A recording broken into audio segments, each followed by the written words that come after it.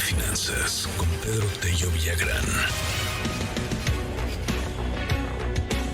Querido Pedro, te mando un gran abrazo, pues obviamente entre el ausentismo, la variante del Ómicron, la industria complicada, el asunto también pues de la forma como nuestro gobierno ha tratado la pandemia, hace muy complicada la economía. Hablábamos muy temprano de lo que representa, por ejemplo, el famoso home office. Mucha gente hace home office y de hecho le está yendo bien y ha visto que es hasta más productiva, pero a ver, el taquero que vendía ahí en las oficinas de los Godines, pues si antes vendía 100 tacos, ahora vende 50, ¿no? La gente, por ejemplo, que vive de las escuelas, ahora que pues hay muchas escuelas que no están yendo a clases o que están a distancia, no da cuenta, pues también se ven afectados. O sea, hay todo un sistema económico, porque al final de cuentas la economía son estos vasos comunicantes entre muchos sectores, entre muchas personas, entre muchos actores, pues que se quedan frenadas y que están siendo afectadas. De menos un primer trimestre, dicen los expertos, querido Pedro, complicado para la economía mexicana. ¿Cómo estás? Te mando un abrazote. Luis, buenos días, qué gusto saludarte a ti y a quienes nos escuchan. Pues sí, a la evidente desaceleración que ya mostraba la economía desde el último trimestre del año pasado, al repunte de la inflación que se aceleró particularmente en los últimos meses de 2021 y al efecto que ésta tuvo sobre las compras de los hogares, pero también sobre las ventas del sector comercio, en el arranque del año, Omicron se suma a los desafíos que en este primer trimestre enfrenta una economía, la mexicana, que presenta evidentes signos de debilidad y muy pocos, francamente muy pocos estímulos para poder retomar el curso ascendente. No pocos analistas han señalado, Luis, en medios de comunicación, que por tratarse de una variante con efectos más leves que los de las variantes previas, Omicron no va a ejercer un efecto relevante sobre la actividad económica nacional y la verdad apunta en sentido totalmente diferente. Veamos por qué. Primero, cuando los hogares, las familias, las personas se dan cuenta de que se ha disparado el número de contagios, esto lo que desata de inmediato son dos reacciones. Una, incertidumbre en torno a la seguridad personal o a la salud personal y a la de los integrantes del núcleo familiar. Y dos, cautela por cuanto al número de salidas a la calle y el tiempo que permanecemos realizando compras.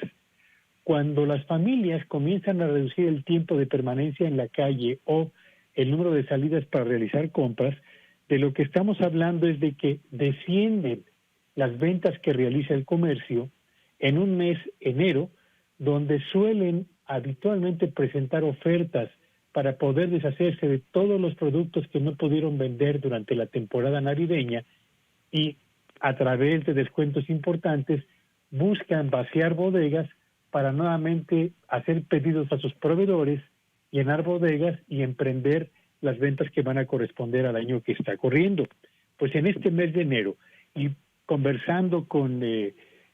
dueños de centros comerciales de tamaño mediano, pero también con lo que ocurre en mercados y en tianguis y en personas que se dedican a la venta de alimentos para llevar, me encontré con una realidad que es absolutamente coincidente. En todos los casos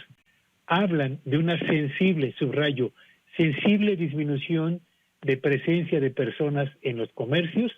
y una caída significativa que en algunos casos llega hasta el 50% en las primeras 2 semanas de este mes, en lo que a las ventas que realizaban en el mismo periodo del año anterior. Cuando el comercio deja de vender, sus pedidos dejan de fluir a la industria. Y cuando la industria recibe menos pedidos, entonces invierte menos, genera menos empleos y en ocasiones incluso se ve obligada a realizar recortes de personal.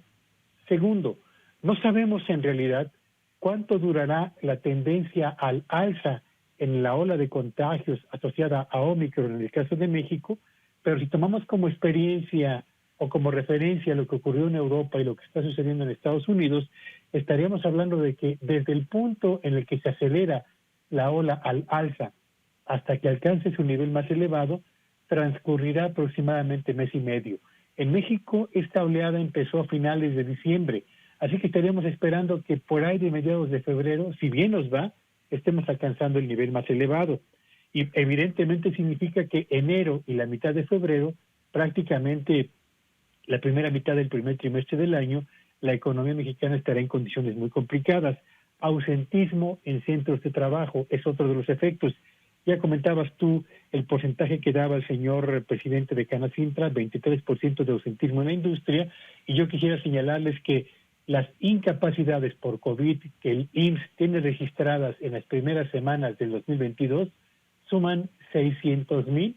que superan considerablemente el total de incapacidades que registró el IMSS en enero del año 2021. Así que estas circunstancias,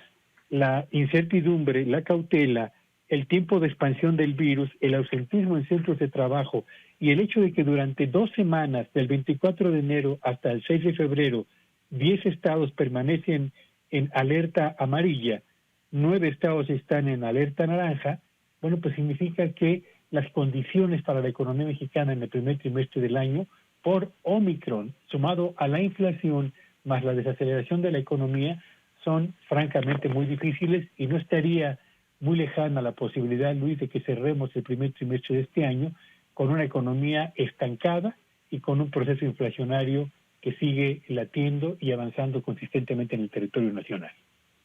Querido Pedro, bueno, pues ahí el tema, a cuidarse, a tratar de poder ahorrar lo que se pueda, a recortar muchos gastos, por desgracia. Digo por desgracia porque en algunas ocasiones estamos hablando de comida y de lo más esencial. Mucha gente que, bueno, pues ya no está comprando limones, por ejemplo, que ya no está comprando la carne necesaria, que hay que buscarle y que hay que adaptarnos y entender que esto va a durar un rato, no es precisamente un 2022 con muchas luces. Así que, bueno, pues a cuidarnos y a tratar de ver las oportunidades que podamos encontrar en esta situación tan compleja, querido Pedro. Sí, por supuesto, que nos aseguraban hace unos cuantos meses, o unas semanas más bien, justo cuando se dieron a conocer los datos del Seguro Social en el sentido de que habíamos recuperado ya el nivel de empleo prepandemia en el 2021, yo recuerdo que habíamos señalado en este espacio que no lanzáramos campanas a vuelo porque la economía mostraba evidentes signos de debilidad que ahí están a la vista de todos y que seguramente vamos a seguir resintiendo en el primer trimestre, por lo menos, de este 2022, Luis. Muchísimas gracias querido Pedro, te mando un gran abrazo y bueno, te seguimos en tus redes, ¿cuáles son? Síganme en Twitter en @Petello Villagrán y que tengan un espléndido día.